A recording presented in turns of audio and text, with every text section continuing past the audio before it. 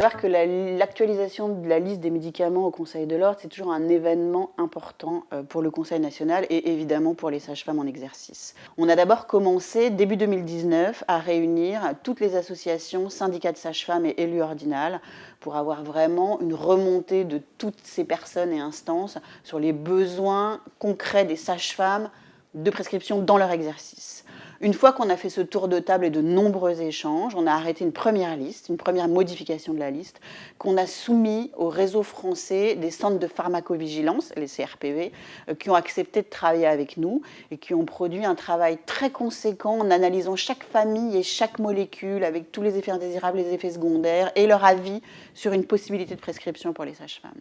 Une fois ce tour de table fait, on s'est alors adressé aux sociétés savantes et à des personnalités qualifiées, à des infectiologues, à des gynécologues obstétriciens, etc., pour arriver et finir par voter en Conseil national une liste qu'on a présentée au gouvernement. Cette liste, le gouvernement a fait son travail, c'est-à-dire qu'il l'a soumis à l'Agence nationale du médicament et il l'a fait passer par différents tuyaux et vers mi-mars, a été enfin publiée la liste modifiée pour les sages-femmes. C'est un processus qui a donc commencé début 2019 et qui a fini en 2022, c'est-à-dire à peu près 3 ans. Effectivement, la liste des médicaments, c'est souvent une épine dans le pied des collègues parce qu'on voit que dès qu'elle est plus à jour ou dès qu'elle est obsolète, c'est un vrai empêchement à l'exercice. Donc il y a beaucoup de nos collègues, et d'ailleurs nous aussi nous l'avons porté au niveau du Conseil national, qui souhaitent faire supprimer cette liste. Ça a été demandé de nombreuses fois, c'est un non catégorique des gouvernants. Voilà, donc ça c'est le message politique. Il faut savoir que derrière, on a quand même un message juridique fort qui est qu'on peut s'interroger sur les complexités qu'il y aurait à supprimer cette liste, puisque dans ce cas-là, les compétences des sages-femmes, elles sont dictées par la loi. Et dans la loi, l'exercice des sages-femmes, il est dans la physiologie. Est-ce que traiter une cystite, c'est de la physiologie ? On peut toujours se poser la question et on voit que la liste, elle va bien au-delà des compétences qui sont citées dans la loi. Donc elle nous permet, et notamment, on va en parler après, sur le traitement des infections sexuellement transmissibles, de rentrer dans un champ de compétences qui est quand même relativement pathologique. Donc une suppression de la liste, ça pourrait vraiment créer des complexités et des complications pour les patientes, notamment pour aller chercher des traitements à la pharmacie. Donc, cette loi RIST qui est sortie en 2021, elle permet maintenant une simplification de la liste des médicaments dans le champ de compétences et d'exercice des sages-femmes, bien sûr. C'est-à-dire que certains éléments ont été supprimés, comme le passage à l'Agence nationale du médicament, la NSM.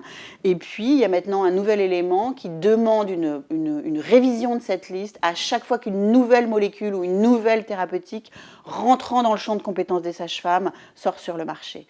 Alors, on pense que ce ne sera pas tout à fait possible de le faire à chaque fois, mais on a bien senti la volonté du gouvernement de faciliter la modification de cette liste avec au moins une révision annuelle. Il y a des profonds changements dans cette nouvelle liste. Tout d'abord, sur l'obstétrique, c'est stable, c'est à peu près stable. Il y a eu quelques modifications de molécules notamment qui n'ont plus cours sur le marché aujourd'hui ou qui sont reconnues comme dangereuses. Mais il y a eu très peu de modifications pour l'obstétrique puisqu'a priori, le champ d'exercice était à peu près cohérent en phase avec les prescriptions. Par contre, il y a eu des changements majeurs pour la gynécologie de prévention. Il y a 3 grandes familles. La première famille, ça va être les anti-infectieux. On peut enfin prescrire des anti-infectieux en gynécologie de prévention, que ce soit pour traiter les cystites, que ce soit pour traiter les infections sexuellement transmissibles. Alors un certain nombre d'infections, il y a les chlamydiés, les gonocoques, les trichomonas, il y a l'herpès aussi. Voilà, donc dans ce champ-là, on a une liberté de prescription selon recommandation bien sûr. On a aussi la possibilité de traiter péros ou en local les vaginoses et les vaginites. Et ça, c'est vraiment des choses qu'on rencontre tout à fait quotidiennement dans notre exercice. Donc ça, c'était vraiment essentiel pour la pratique des sages-femmes. Il y a aussi la possibilité de traiter les infections herpétiques, les primo-infections herpétiques et les récurrences hors grossesse. Et puis, il y a aussi la possibilité de prescrire des médicaments topiques vaginaux à base d'œstrogènes et de progestatifs. Et ça, c'était une très forte demande des sages-femmes en gynécologie, elles ne pouvaient pas le faire. Donc ça, c'est des éléments qui sont tout à fait nouveaux et très importants. Il y a une petite amélioration sur la prise en charge de la douleur, puisqu'on peut enfin prescrire des AINS sur les dysménorrhées primaires. Il faut savoir qu'on avait demandé évidemment la compétence sur la totalité des AINS dans notre champ de compétences, que ça n'a pas pu être obtenu, mais qu'on est quand même passé dans quelque chose qui était prioritaire, que sont les dysménorrhées primaires. C'était une très forte demande de nos collègues et des patientes. Et puis l'avancée majeure, c'est la prescription aux hommes.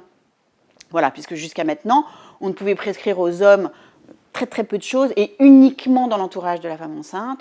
Aujourd'hui, la sage-femme, elle peut prescrire aux partenaires des femmes qu'elle suit et qu'elle prend en charge le dépistage et le traitement d'un certain nombre d'infections sexuellement transmissibles. Quelque chose d'assez nouveau aussi qui est vraiment intéressant, c'est que tous ces textes qui concernaient nos prescriptions ont été réunis en un seul décret et que maintenant, la liste des dispositifs médicaux, elle est intégrée dans cette liste des prescriptions des sages-femmes. Et cette liste des dispositifs médicaux, elle a été amendée et il y a été rajouté notamment la possibilité de prescrire des lecteurs de glycémie. Donc ça, c'est vraiment quelque chose qui est notable et qui est important pour la prise en charge des femmes diabétiques pendant la grossesse. Mais il faut quand même garder en tête que ce n'est pas parce qu'on peut prescrire des lecteurs de glycémie qu'on peut suivre en toute autonomie un diabète. Il y a d'abord un protocole qui doit être mis en œuvre avec un médecin gynéco ou endocrinologue, peu importe. Pour conclure, on peut dire que la révision de la liste, dans ce cas précis, ça a été un processus qui a été long, qui a été complexe, qui a fait intervenir de nombreuses personnes et institutions.